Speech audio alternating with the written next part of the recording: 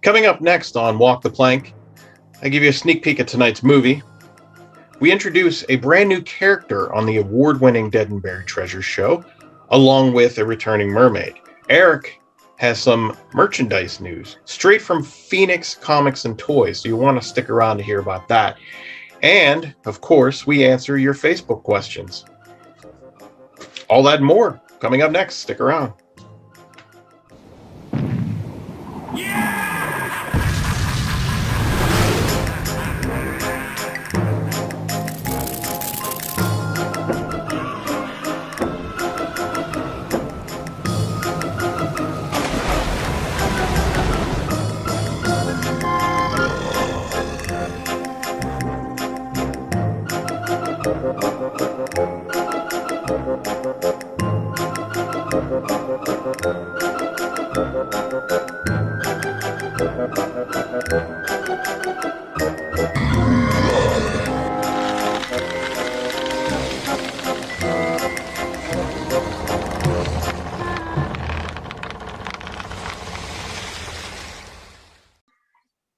Welcome back to Walk the Plank, the official pre-show to the award-winning Dead and Buried Treasures horror host extravaganza. I am your host, Rich Kanji, and joining me, finally, after all this time, series creator, star, the Mel Blanc of horror host, Eric Sprouse. You get that? I did, yeah. Because it's funny, I just popped an Altoid, and I'm I probably shouldn't have done it in retrospect because now I got this thing bouncing around in my mouth. I know. But, it was hell without you, Rich. And I was trying to hold down the ship, and it just wasn't as much fun as whenever we do it when we host this thing together. So, well, you did a great job. I couldn't be more proud. But of course, that's what you do. You are a professional. So thank you. There's no doubt about it. No doubt. Well, when you said the award, I feel like I should sit here with a tie on. I feel like I'm underdressed. No, hey, you got the Save Ferris shirt on. To me, that's more than a tie. I love old school. Yeah, that's very old school, baby. Yeah, I'm a big fan of the '80s cinema. So thank you for wearing that. I'll say you wore that for me. This was to celebrate you coming back. I love it. I love it. Yeah, that's what we'll say. Yeah. So, did you know they did a TV series on this? On Ferris Bueller? They tried. It failed miserably. Oh, yeah. It wasn't as good. It wasn't even near what Matthew Broderick did. Right. Yeah, because when you don't have Matthew Broderick as Ferris Bueller, who cares? That's so true. Yeah. I keep hearing that they were going to do a sequel. Then they did the commercial during the Super Bowl a couple years ago where they did like a little kind of a commercial. I thought that was cute, but I don't know if they'll ever make a sequel. No, it was just such a perfect film. Right. The worst thing that they do is today they make a remake of these movies instead of sequels. And, that's funny that we mentioned remakes because tonight's movie was remade in 1999. Yep. Although this is not what you're going to be showing us tonight. You're going to be showing the 1959 classic House on Haunted Hill with Vincent Price. It's a good one. It's a very good one. William Castle directed it, and it's kind of funny because it almost didn't happen with Vincent Price. He actually gave the part to Vincent Price on a day that, believe it or not, Vincent Price was turned down for a role. Oh, wow. And, they had coffee at some shop. He talked him into it, and the rest was history, as they say. And the nice thing about it is, when I researched this movie, Alfred Hitchcock was so impressed that they made such a low-budget film. They only made this film for $200,000 back in the day. But Alfred Hitchcock was so impressed that they did it on a low budget. He says, I'm going to try to do a low-budget film, and they ended up making Psycho. So how about that? It may be in a roundabout way. If it wasn't for this movie tonight, there would be no Psycho. Right. So, well, you have a nice cast in this movie. with Carolyn Craig, Vincent Price, and Elijah Cook Jr. I also like Annabelle, his wife, Carol Omart. Mm-hmm. Geez, she's The looker. She's pretty. Yeah, she's certainly good eye candy for this movie, and she was. The more I watched her, the more I said, "Wow, she's gorgeous," you know. And she plays that role of like the wife who you want to believe in, but then you say, something's not right here. She seems like because she flirts a lot with some of the other cast members in the movie, and you're thinking, not quite right here. But it's funny because when we talk about reboots and remakes, when they redid House on Haunted Hill, they didn't change the theme of the movie, but they changed the resolution. They changed the entire end around. They didn't change some of the things that happened, but they changed the entire complexity of everything that happens. They made it completely different and not quite as bad. They remade Dementia 13 a couple years ago, believe it or not. I remember that. Yeah, we were talking about that. Yeah, when they redid it, I never understood why they did it because everything was different. The killer, everything. I'm like, the only thing they had in common with the old classic Francis Ford Coppola film was the title. That was it. It was completely different. With the House on Haunted Hill, when they did the remake, it was still the same premise, characters. They added like a TV anchor here and there, but essentially it was the same movie, but it had a different outcome. And I like when they do those kind of reboots and remakes and things like that. So you're in for a good one tonight.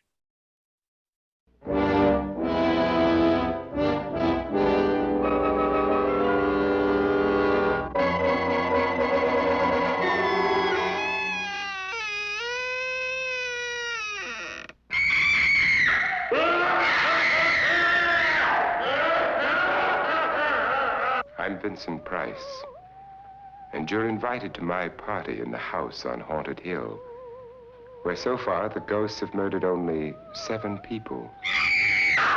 So won't you come and make it 8? You'll see human heads without bodies.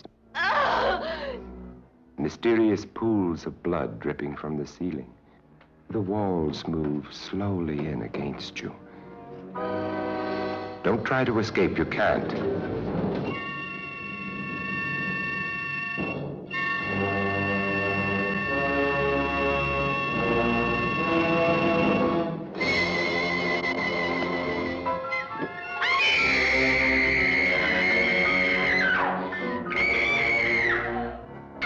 You ready, dear? No. Are you ready, dear? Yes, damn you.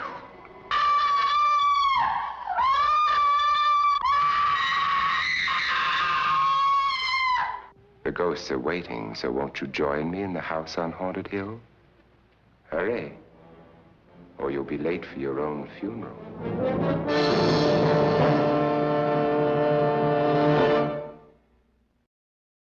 Yeah, good movie. Can't wait to see. Yeah. So that brings us up to tonight's episode of Dead and Buried Treasures. Yep. I know how you like to tie in the story of Dead and Buried Treasures into usually the movie, at least a little bit. You know, you have a little bit of a coincidence going on there tonight too, with an ex-wife, Calico Drake's ex-wife. So that brings me to a brand new character that you are going to debut tonight, right? Played by Diana Cousins, and that would be the character of Juliana Killigrew. Yeah. Calico Drake's ex-wife. Yeah, originally when I first wrote this, I didn't know if I wanted it to be Calico's ex-girlfriend or ex-wife or crazy ex-girlfriend or crazy ex-wife, but I think it kind of just stuck when we were making it just a lot easier because Calico's a little older. I mean, he's 400 years old. He looks good. He looks good for 400. Well, hey, he does what he can. He eats right. But so we wanted to. We always like to tie in something when we're hosting the show to the movie we're hosting, and we can't always do that. So we know that Vincent Price in tonight's movie doesn't get along with his ex-wife or his wife very well, and there's a great line in it. He says, "Remember the fun we had when you poisoned me?" I'm thinking, man, that's a marriage made in heaven right there. So I thought I'd write that for the script. Mhm. So we wrote it.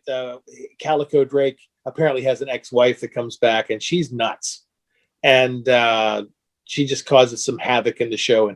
And she's played by Diana Cousins, who does a great job. I remember when I asked Diana to take the role, she says to me, I'm not used to playing like she does a lot of model gigs and photo shoots. She goes, I'm not used to playing a crazy character. I'm used to like playing a character where everybody tries to come and get me, or comes after me. And I said, well, this will be a stretch for you. And she played the role pretty crazy. I mean, she has this nervous little giggle that she has. Great. And I'm like, oh my God. And she puts it on her answering machine when I talk to her on her voicemail. So there's some elements that she managed to bring from her real life kind of thing into this. Not necessarily her being nuts, but she does a great job at playing the character that way. And of course, we have Marabella back, who we just introduced in the last episode of Mermaid. And this is a nice opportunity this time around. The last episode, we dealt with the mythology. And there is a backstory to all of this and why it's happening. We like to unveil a little piece at a time. But then we like to do some comedic stuff and some comedy. And this is kind of it's kind of a standalone this week, but it allows Marabella, who plays the mermaid, to have some comedy. And, there's always comedy with me and Jack and Davy Bones. But when you add Juliana Killigrew to this and her nutty character, it's kind of a fun standalone, and we got a great movie to do it with. And because my ex-wife is back in the show, it's like Vincent Price's ex-wife is in House on Haunted Hill. It's a nice tie-in to do that kind of fun stuff. Yeah, I love that you do that. It works for the show. It really does. Yeah, it does, and I have a lot of fun doing it. My question, since now things are drastically changed with how shows are produced, at least on your end. Any issues or troubles with trying to get Diana Cousins footage to you? Because I know she's filming. She doesn't live in Pittsburgh, so it's not like she can come, to the studio and record. Right. So she needs to send you the footage. And I understand, at least from the last episode with Eileen Isley and her character Marabella, you talked on this last pre-show episode of the complications of coming in for the hug, where she had to film hers on a green screen. You filmed yours, and you had to match them up to make it look like you two were hugging. So I understand there's a lot of complications, but for Diana being this is her first, I guess, show, right? 'Cause she did modeling, so this would be your first show with a green screen. And was there any complications, or did that run pretty smooth? Yeah, well, 100% of Dead and Buried Treasures, 100% is a special effect. Whether we're on a boat, whether we're on a ship, the studio segments, the animatronics, the Davy Bones, even Jack is animatronic. He's not a puppet. He's a robot cover. We've had him on the show before. We've had Davy on the show. So everything's always a challenge on the show because it's a special effect. It's nice because I'm a college professor by trade, and I've taught this kind of stuff. So I kind of have an idea of what I want, what I'm doing. That doesn't mean it's easy. Because in the last episode, you brought it up how the pandemic has changed everything, at least for now. Maybe one day we'll get back to normal, but we never quit. Like Hollywood shut down, but that was an opportunity for us because we kept chugging them out. And I kind of said, how could we do this without having a studio? Right. And as long as you got a green screen and your other talent has a green screen that they have access to stand in front of, you can do just about anything except touch or be in the scene at the same time. And even that, it's like Photoshop. You can layer it to do so. So when we did the last episode, Terror Creatures from the Grave with Barbara Steele, that's the movie we hosted. When Marabelle was on the show, there's a shot where I wanted us to hug. to say, "Hey, how are you? Nice to see you." So I had to walk away from the camera. She had to walk toward the camera. And just as we're about to hug, I cut away to a conversation. And when I come back, we break the embrace. Right. And that wasn't new because you have to communicate this stuff to your actors and actresses, and you can't be there when it's done. Mm-hmm. So you can tell them what you want. And the first time Aline did it, she came in this way from the side, and I'm going this way. And she was closer to the camera, so she looked bigger than I was, and it just didn't work. We had to do it again and again. And then once you get it in the post-production process, you can tinker with it and shrink it. And, you know, this time around, we had some issues with. Oh man, I didn't see it coming. There's a scene where Juliana, my ex-wife, has to have on a blue dress, and when I looked at it in post-production, she might as well have worn a dress made entirely of chroma key. Right. I mean, it was just, I thought up here, I'm thinking, well, it's blue. It won't work. I know they blue screen things. Right. I wasn't using a blue screen. I was using a blue dress on in front of a green screen. I thought that's not so bad, but you could completely see through her. Mm-hmm. So it was a nightmare. So I called her up and I said, we got to do it again. She said, all right. So we did it again. And she's in I think 4 or 5 segments of the show tonight. And she changed the dress so you couldn't see through her, but then she's holding flowers, like a bouquet of flowers, like she's going to get married. And there were elements of green in the flowers. There's stems and little baby's breath. And because it was the colors of chroma key, you can still see through her again. You got to lose the flowers. And we had to shoot it again. So now we're doing it a third time. And then when we did it a third time, there was something happened. I don't remember what it was. She either laid the flowers here, or no, not quite like that, there. So it's just barely in the shot. Mm-hmm. You can still see the green, so you can still see through her. I'm and that was a 4th time we had to shoot the scene. Anything where she's wearing this blue dress, I said, drop the dress, go back to what you normally had, take the flowers, throw them across the room. So she shot like a real trooper. She went out of her way. She did it 3 or 4 times, and it really. And at the end, it seemed to work very well. And the last segment 7 tonight takes 15 minutes before we go back to the movie. But it's going to be so funny. It's so worth it. Good. Yeah, she's great. I'm excited to see it. I'm sure everybody else is. I don't know. I am too. We'll see how well that goes. So, we're looking forward to that tonight.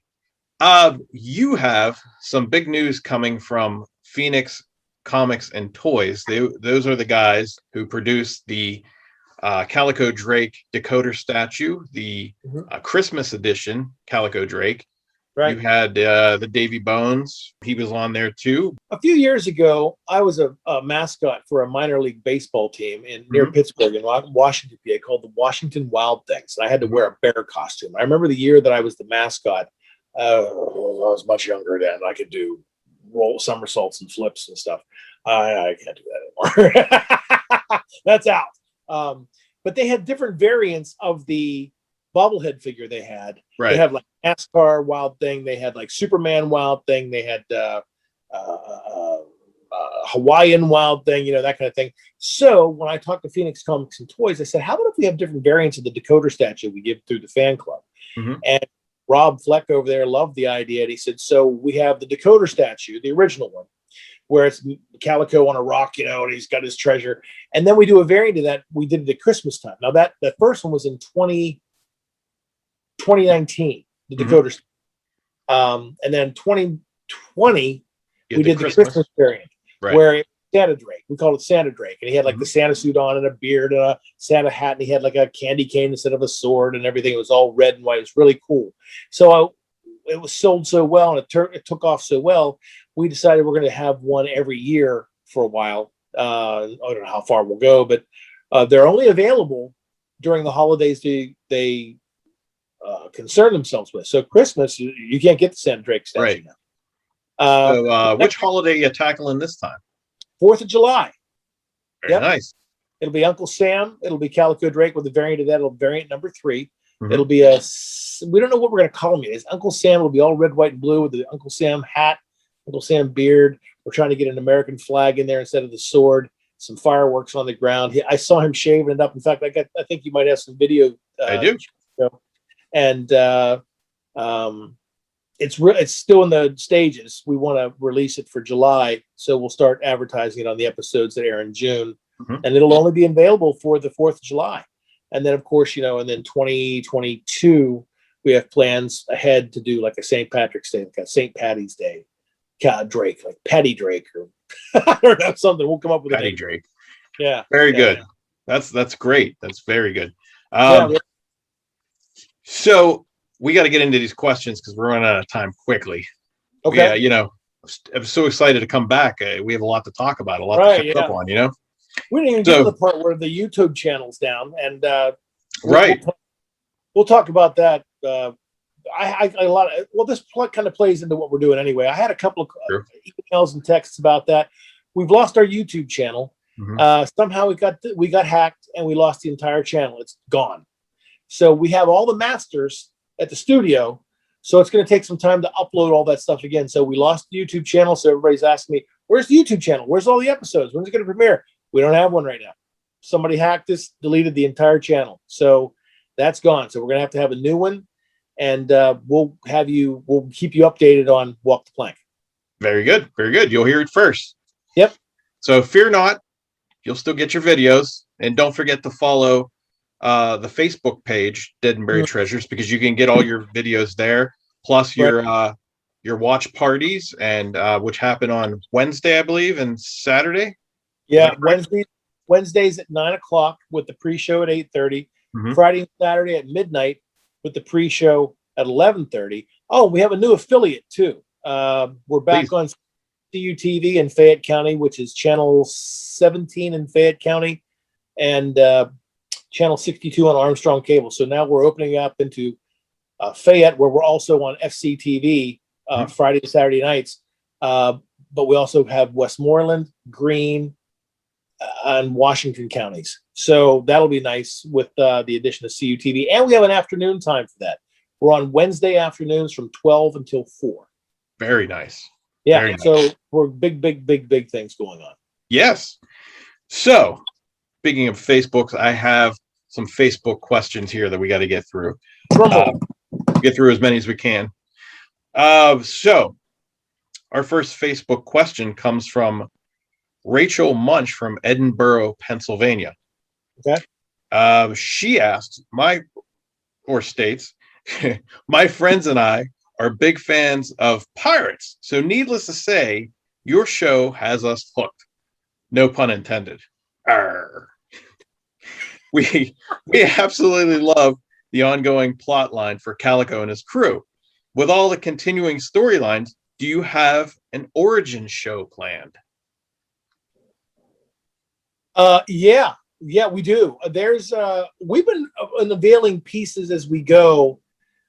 We learned in the last episode that how we ended up here, and it may not be so much a curse as it is a time traveling accident, but happened at what they call the Battle of Bermuda. And we talk about that, and we talk about how we're not the only pirates that might have come back from the past. Not everybody just got flooded to 2020. They got flooded to different points in time. We have some origins coming up. We'll tackle that soon enough. We're not going anywhere. So we do have some origin stories planned. Very good. Very good. It'll be fun. Joseph Federline from Syracuse, New York asks, we really liked the episode where Reggie inherited everything when Calico was thought to be dead. I think it was Long John Silver episode. Yes. You're very good with comedy. Do you have any ideas coming up for other comedic episodes? Well, tonight's is pretty good.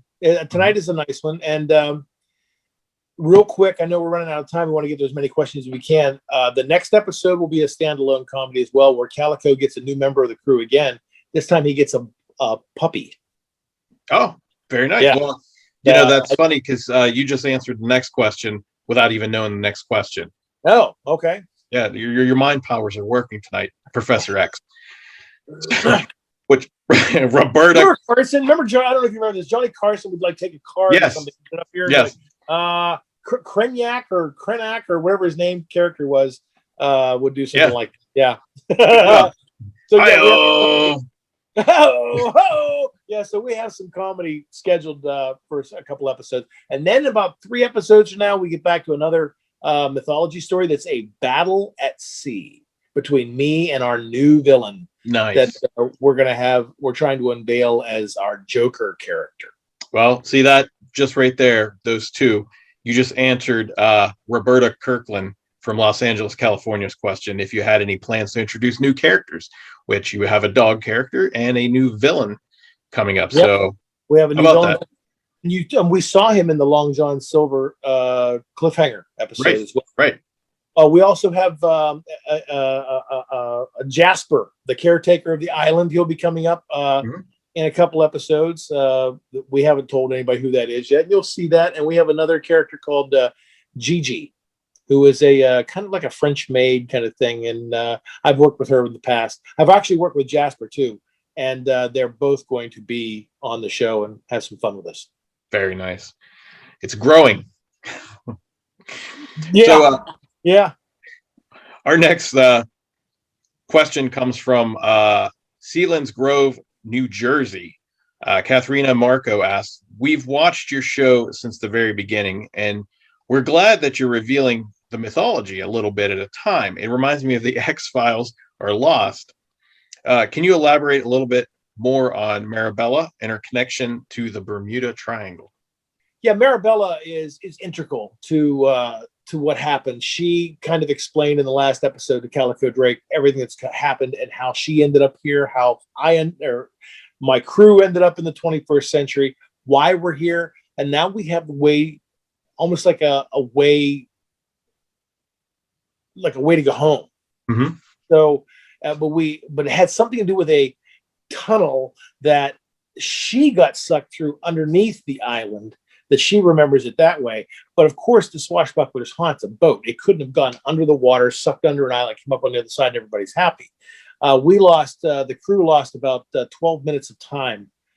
So we don't know exactly what happened to us. And that's going to play into the origin stories and the flashbacks and the things that we do from this point forward. So there's a lot of good stuff coming as far as how we got here, how we're going to try to get back, and what we're going to do to have that happen. And a lot of villains got sucked. Remember, we were in a huge battle that involved like 40 ships when this incident happened. So we don't know what happened to them. We don't know where they're at. We just know that they're all like ourselves, scattered through time, courtesy of the island. And they're coming. Yep.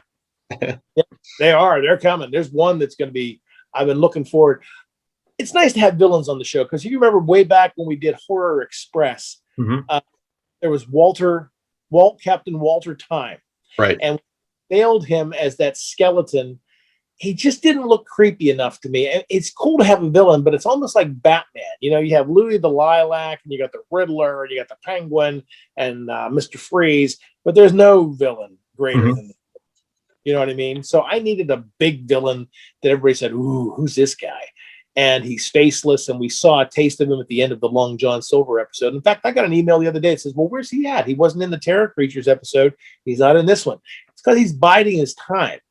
And if you remember the end of that cliffhanger back with the Long John Silver movie, he wants to keep his distance from the Swashbuckler's Haunt and watch Calico and his actions. So he's out there. We just don't know about it. He's watching what's going on aboard the ship. Well, very good. That's exciting. I wish I could get to every question, but we're running out of time. So tonight, save them for next time, though. Oh, definitely. Questions. Yeah. And we'll have that much more. So we have that to look forward to. But it's great to be back. I'm happy to see a new episode tonight. So I'm looking forward to that and a new character. We missed out, and we're glad you're back. It's awesome. Yeah. So I came back at a good time. So we got some new characters debuting tonight, and we'll see how this all plays out. So it'll be a fun night. I'm glad everybody's here. It'll be a long 3.5, 4 hours, but wake the kids, phone the neighbors, make some popcorn, have some ice cream. It'll be a fun night. That's right. And a good movie. Yes. So stick around. You have Vincent Price and House on Haunted Hill and brand new Dead and Buried Treasures coming up.